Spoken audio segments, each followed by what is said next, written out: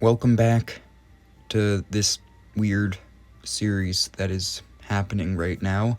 To add to the absolute insanity that you're about to experience, I am recording this in a dungeon full of really obnoxiously loud devices and machinery, and by that I mean a fridge that is making annoying noise. So if the mic is picking that up, it's only gonna add to the theme of this video.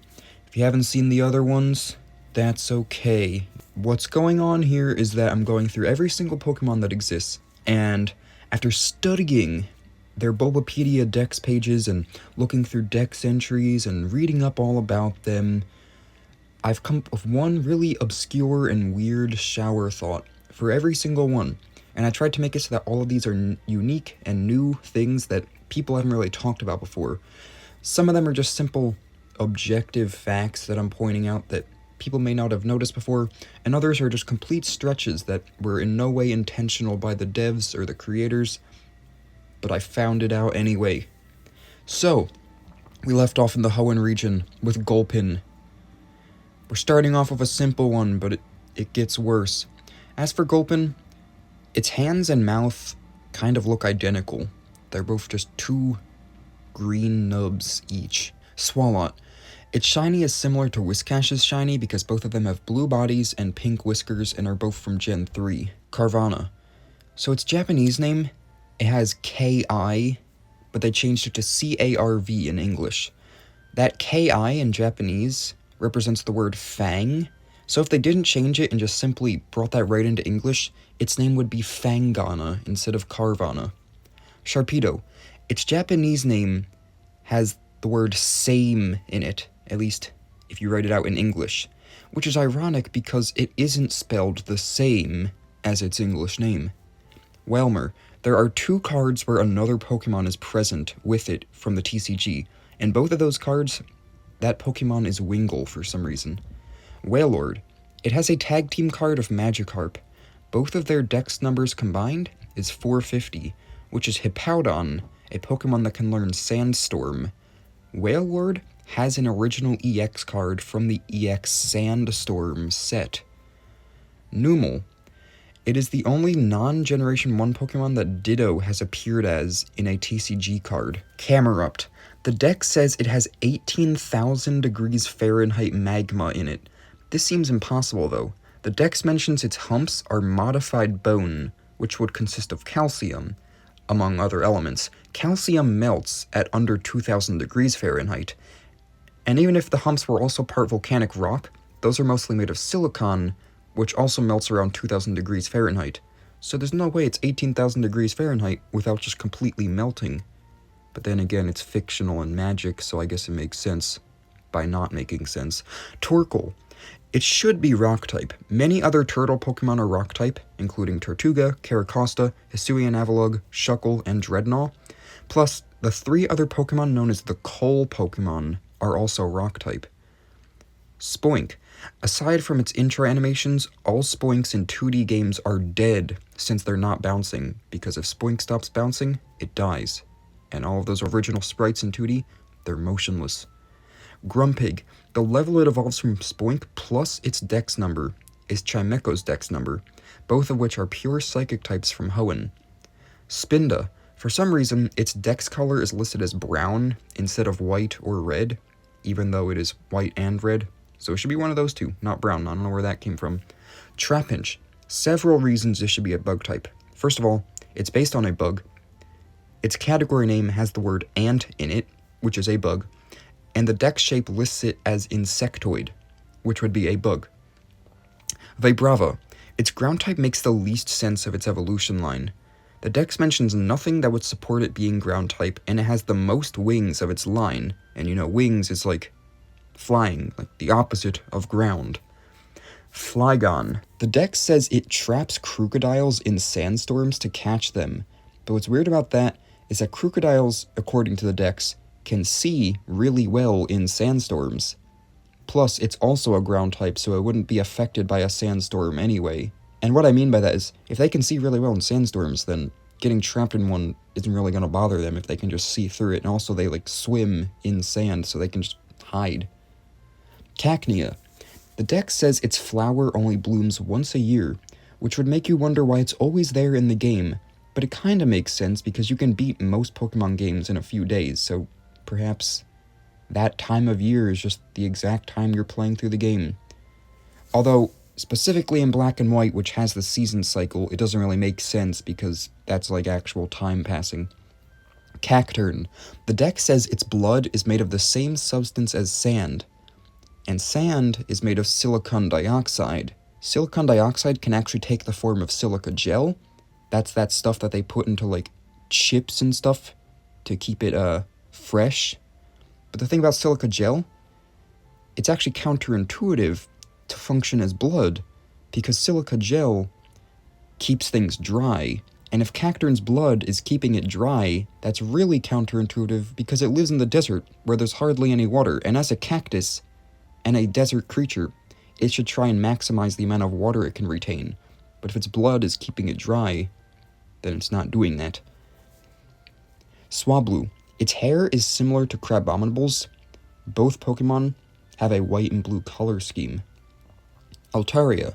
Its Mega should lose the Dragon type instead of the Flying type. It has barely any Dragon-like features to begin with, and since the Dragon type implies powerful and cruel vibes, while Fairy implies pureness and gracefulness, it would make the most sense for the Dragon type to become Fairy to show that Altaria has become even more peaceful and beautiful, which is kind of what its evolution, or Mega Evolution, is. Zangoose. The deck says it only stands up when angry, but it only stands in games, just in general, implying it is always angry, or simply just hates battling. Seviper. It seems to be at disadvantage in the duel against Zangoose, since Zangoose has developed a poison immunity, and Seviper now doesn't really have anything going for it because it's just a pure poison type. Lunatone. It shares the Meteorite Pokemon category with Solrock. It makes more sense for Lunatone to be called this though, since moons can be asteroids, but stars are not. Solrock. Of the 3 Sun and Moon based Pokemon duos, it is the only one where the Sun Pokemon appears after the Moon Pokemon. Umbreon appears after Espeon, Lunala appears after Solgaleo, but Solrock appears after Lunatone. Barboach. The letters its English name has that the Japanese does not are B, R, B.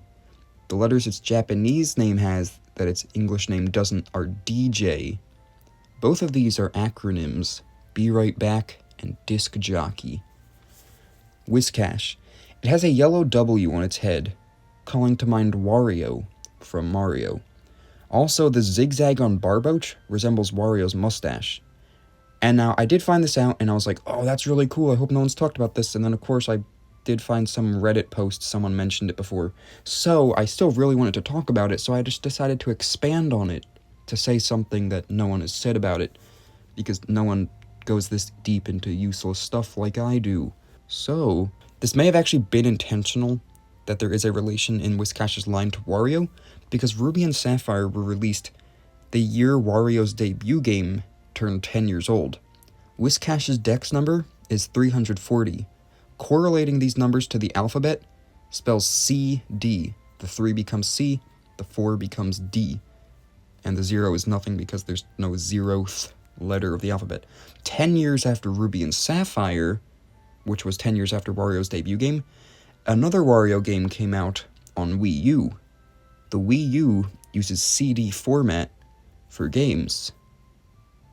Lastly, extracting letters from Barboach and Whiscash's name, you can actually spell Wario. And yes, I know, I am on to nothing, but that's the point. Corphish. The dex mentions they were imported from somewhere else, implying that the Corphish we know is actually a regional form existing outside of their home region, or they are simply a Hoenn form, and the actual original form has never been seen yet. Perhaps they'll make that in Legends ZA. Crawdaunt. Of the 3 starter types, it is the only Pokemon that is fully evolved to be part dark, and then the other part, one of the starter types, which is fire, water, or grass, that evolves from a pure starter type that isn't a starter. Yes, very specific. Again, that's the point. And what I mean by this is that it's a water type that evolves into a half dark, half water type. There's no other Pokemon that isn't a starter that is a starter type, fire, grass, or water, and then evolves into fire, grass, or water / dark. Except for starters themselves, because Meowscarada is grass dark, evolves from grass, Incineroar is fire dark, evolves from fire, Greninja's water dark, and so is Hisui and Samurott, and they both evolve from water. Baltoy. Its body resembles a Premier Ball. Claydol. The repeating pattern of its pupils, alternating dots and lines, if taken in terms of Morse code, would spell E.T. multiple times over, because I guess the dot and the dash is an E and a T. Not that that was intentional, I'm sure, but I don't know. But E.T. means extraterrestrial, which would actually make sense in case of Claydol's case, because it's a strange, mysterious, psychic doll. Lileep. Its footprint implies that the whole base is a single foot, and the 4 legs aren't individual feet, they're just weird nubs. Cradily. Not only is it wrong to be grass type, since sea lilies, which it's based on, aren't plants, they're actually animals, but its category calls it a barnacle, which is a completely different animal also, and also not a plant. Lileep is properly called the sea lily Pokemon though, which they are based on. Anorith.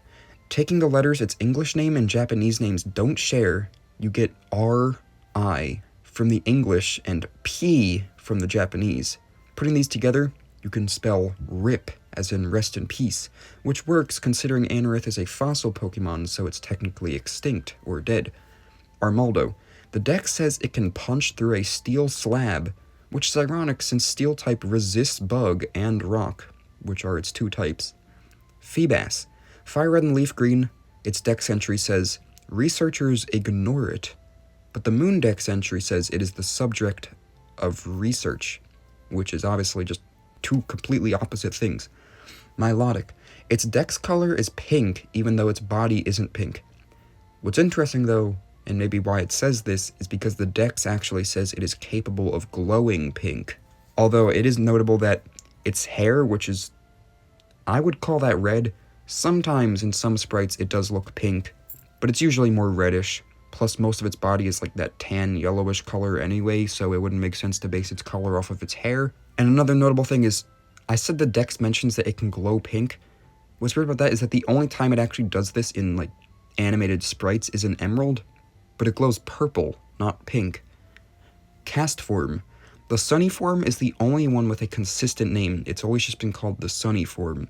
The Rainy form has also been known as the Rain form, and the Snowy form has also been known as the Snow Cloud form. Kecleon. The deck says it changes colors to blend in and hide, but reverts if startled, which is very counterintuitive since if it's trying to blend in with its surroundings, it's probably already been startled by something if it's trying to hide, which means that it won't even be able to change colors because it can't do it if it's startled. Shuppet. Its dex color is black, even though its color is, at least if you ask me, purple. That definitely looks purple, not black. However, its original sprite is actually a little bit more black than its modern one, so maybe that's where that came from. Bayonet. The deck says it will lose its energy if it opens its mouth, though it is shown with an open mouth a lot. Duskull. Now, this is another thing people have noted before, but I want to expand on it again. And I did notice this myself when I played through Kirby and the Forgotten Land. There's an enemy called Fanta that is quite literally just Duskull copy and pasted. But to expand on that comparison, there are 2 stronger versions of Fanta that appear in one of those like spin-off Kirby fighting games. One is called the Ace Fanta, and one is called the King Fanta. And if you compare that to Duskull, that's sort of like how Duskull has 2 stronger versions, being its evolved forms Dusclops and Dusknoir. Dusclops. Phoebe, one of her Dusclops in Ruby and Sapphire, has Ice Beam, which was clearly to counter Groudon, but she has nothing against Kyogre, so that just seemed kind of like unfair. Like if you're playing Ruby, you're just at a disadvantage against her. But this is likely why her Bayonet has Thunderbolt in Emerald and her Dusknoir has Thunder Punch in Oras, because they realized, oh, maybe we should account for, the entire other game we have where the Legendary is a water type. Let's give something to counter that. Tropius. It is one of the 2 flying types that is often seen standing on 4 legs. The other is Salamence, and both of them are from Gen 3. Chimecho. Among all game sprites and card arts, it only frowns instead of smiling once, being in Pokemon Conquest. Absol. One of the main changes in its Mega is the addition of wings. The same goes for Pinsir. They both gain wings when they Mega Evolve. Pinsir gains the flying type, but Absol does not, which is kind of weird. Why not? The appendages on its head make its head resemble shiny Medicham's head. Furthermore, shiny Wynot's head resembles regular Medicham's head because it's pink like regular Medicham. Snorunt. It's sort of the opposite to Kirlia. Any Snorunt can become a Glalie, but only females can use a Dawnstone to become Frostlass. Any Kirlia can become Gardevoir, but only males can use a Dawnstone to become Gallade. Glalie. Since it's just a head, and called the Face Pokemon, it would make more sense at face value, no pun intended, to have the Ice Face ability. However, that's Ice-Q's signature ability, so it technically wouldn't apply to Glalie. Spheal. Its Primal Clash card is very similar to Dedene's Trainer Gallery card. Both depict the Pokemon cutely and happily causing a ruckus with a trainer on the right in the background reacting to the Pokemon doing so. Celio. It's called the Ball Roll Pokemon, and Spheal isn't, even though Spheal is a ball, and Celio isn't. Walrein. Even though its pre-evolutions have the Piscine deck shape, which means the decks list them as fish or just having fins, it has the legged one, even though it also has flippers. So if it's going to list the pre-evolutions as having fins because of their flippers, Walrein should too. It doesn't really have legs. Clamperl. Its Pearl calls to mind Pokemon Pearl. Its split Evos, one is blue and one is pink, just like Diamond and Pearl, where one is blue and one is pink. Huntail. Even though it and Gorbis both live in deep seas, there is no mention of what seas Huntail lives in, while Gorbis is typically depicted as the South Sea Pokemon. Huntail is just the Deep Sea Pokemon, and not the North Sea Pokemon or anything. You would think if they're going to call the one the South Sea, the other would be the North Sea, but I guess it's just me. Gorbis. Like a counterpart to Milotic, both start as unassuming sea creatures and become elegant serpentine fish that look nothing like their previous evolution. They both have the pink dex color. However, Gorbis' personality is quite the opposite of Milotic's. It's a lot more aggressive. Relicanth. It's the only rock-water type that is a fish, and the only one with the gray dex color. Lovedisk. There's obviously a relation between it and Alomomola. A lot of people say they should be evolutions of one another. But if you take Lovedisk's dex number plus Alomomola's dex number, you get the number of Palafin. Obviously, Lovedisk and Alomomola, they're both pure water types, and they're both in the shape of a heart.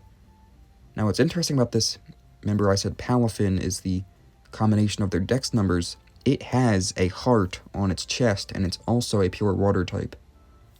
Bagon. It is the only Pokemon with rock in its category name that isn't a rock type. Shelgon. Its dex number plus the level it evolves is Shellos' dex number. Both have shell in their name. Salamence.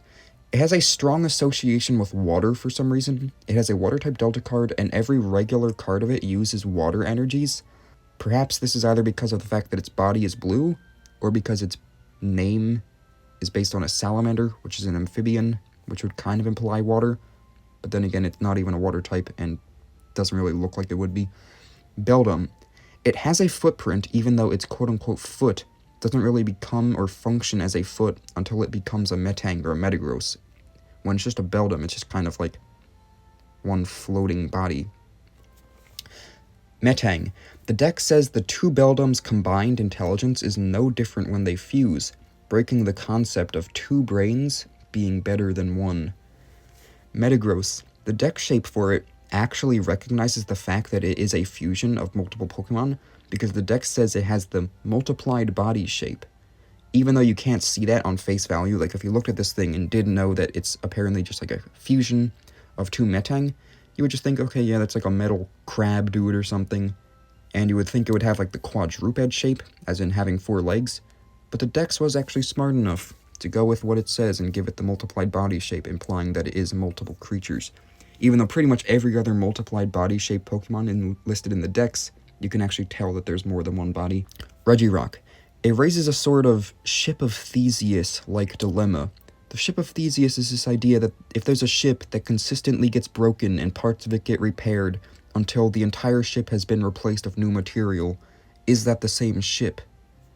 You could ask the same for Regirock, because the deck says it replaces broken parts of itself with new rocks. And considering it's very old, perhaps the original Regirock doesn't even exist anymore. Perhaps all of the parts that fell off of it have been completely replaced, and now it's all new rocks. But is it still the same creature? Is it still Regirock, or is it a different Regirock because it's been completely refurbished? Who knows? Regice. Considering it quote-unquote can't melt, you'd think they would give it some kind of ability or property that would make it not weak to Fire-type, but it's weak to Fire-type. Registeel. Now, this is a little stupid, but hear me out.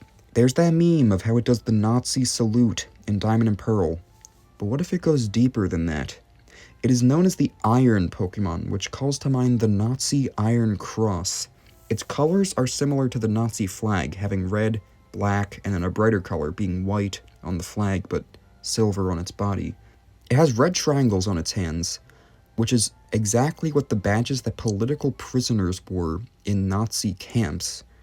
Registeel itself is described as being a prisoner in a way in the Pokédex, since people sealed it away long ago. So, what we can learn about this is that Registeel is a failed Nazi who became a political prisoner under the Nazis. Yep, you heard it here. That's definitely true. Latias. The dex mentions it has feathers, which might be a leftover detail from the fact that its beta form was a fusion of Blaziken and Latias, and they later split them into two different things.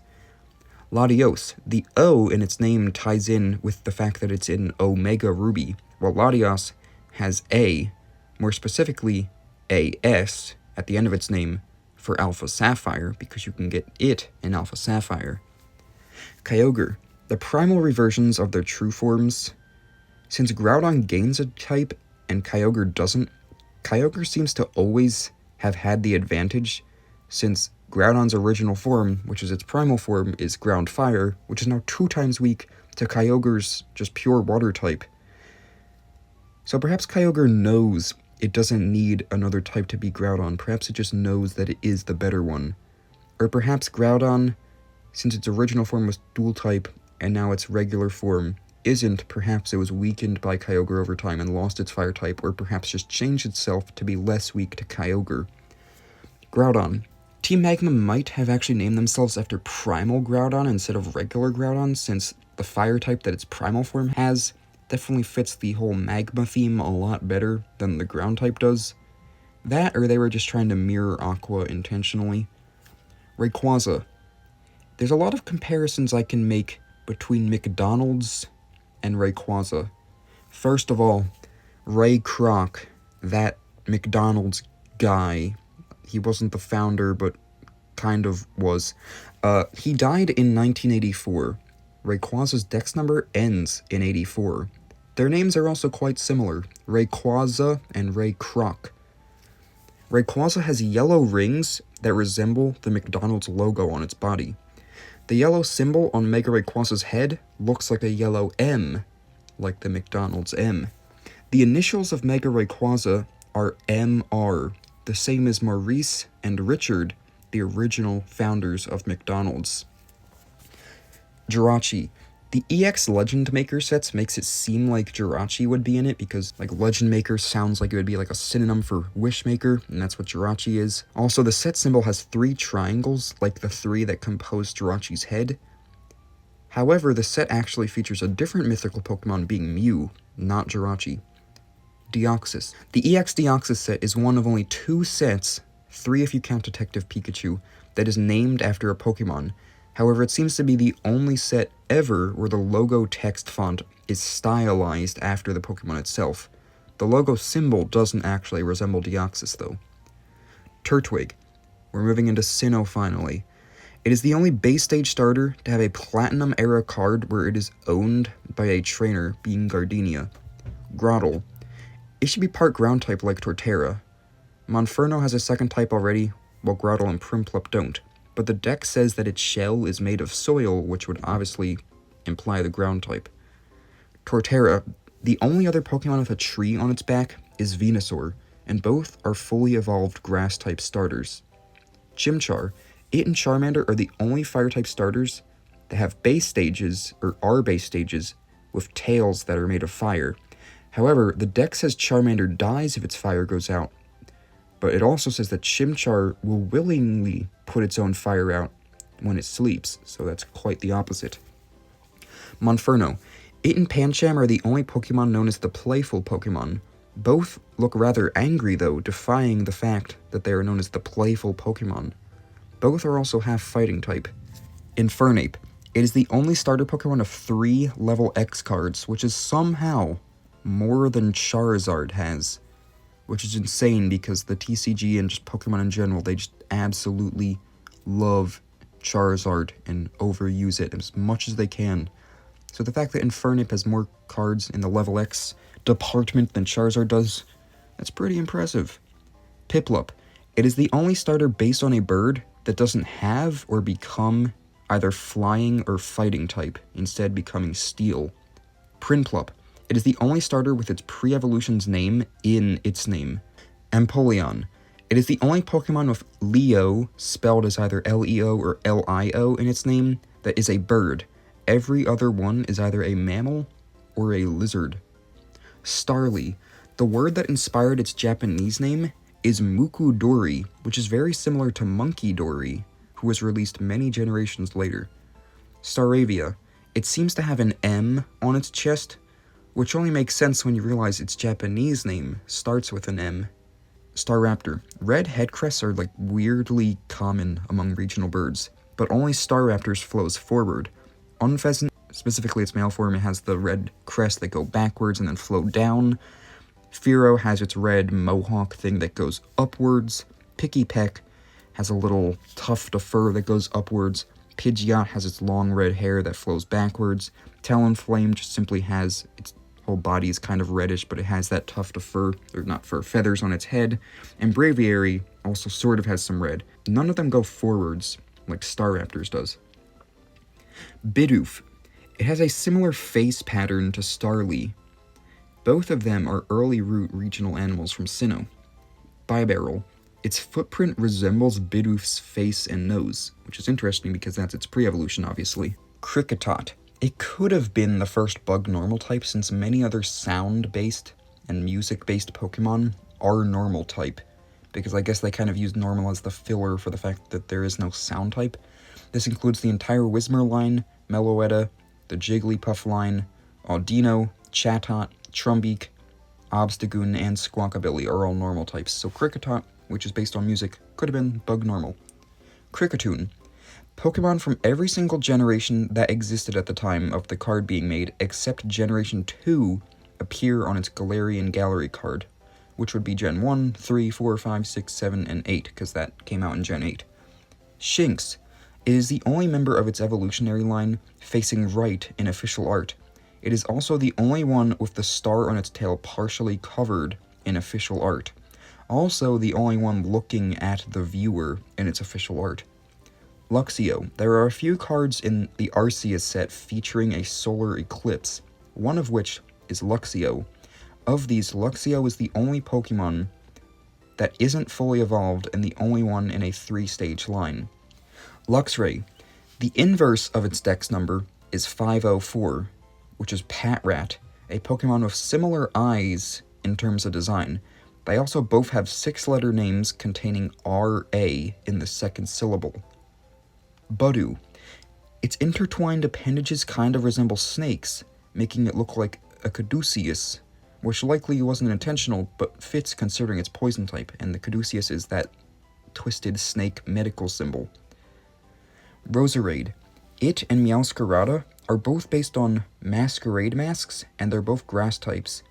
If you take the average of their two dex numbers, you get 657.5, which falls between Frogadier and Greninja, which are both water starters. The result from subtracting Meowscarada's number from Roserade's is Oshawott number, which is also a water starter. Cranidos, its dex number plus the level it evolves is Bonsly's dex number. Both are Gen 4 pure rock types with an evolution. Rampardos. Its category name is called the Headbutt Pokemon, but it's split into 2 words, while the attack Headbutt is formatted as 1 word. Shieldon. Some dex entries say it likes rubbing its face on trees, later referenced in the Blueberry Dex photo and also seen in a card from Platinum base set. Bastiodon. Its face resembles the manner of Escape House from Mario Party 9. The symbols on its face resemble the doors, its teeth resemble the windows at the bottom, the spikes on its head resemble the roof, and its tusk through its nose resemble the floor platforms. Burmy. The reason its forms don't have secondary types is likely because they wouldn't make sense for all of them to become flying type if evolving into Mothim, also since Wormadam actually makes the cloak part of its body. Wormadam. Most people agree Legends Arceus is based in the 1800s, or actually before the 1800s, and the trash cloak appears to be made of fiberglass, which was invented in 1880, so it shouldn't even exist in that game yet, and if it does, it should be made of something else. Mothim. It is the only flying type based on a moth. All other moth Pokemon, in addition to the bug type obviously, are some combination of fire, poison, or ice. Unless you're Iron Moth, who is fire poison for some reason, which makes absolutely no sense. Combee. Its Paldea Dex image shows 1 female and presumably 8 males, which would make 88.9% of the Combees in that image male, which is actually a little more than the real gender ratio of Combees, which is 87.5% males. Vespiquen. You'd think a bee Pokemon would be poison, like Beedrill, but it actually makes sense that Vespiquen isn't because no dex entries of it mention poison, and also it doesn't really have stingers like Beedrill does. Pachirisu. Of all Pokemon whose category name is Ella followed by an animal name, it is the only one that is a mammal, and the only one not in an evolution line. Buizel. Its Japanese name is the uncorrupted version of its English name, showing the root words buoy and weasel that it was named after. Floatzel. The inverse of its dex number is Quaquaval's dex number. Both are bipedal water types with multiple tails, head crests of some sort, and blue extensions hanging down from their arms. Anyway, that's all I'm going to do for now. Next week we'll continue Sinnoh, maybe get through it, and start moving into Unova, which is obviously going to be the longest one. But for now, that's kind of all I've got. I should probably stop trying to keep these at around 30 minutes each. If you like this, consider liking, subscribing, and commenting, and thanks for watching.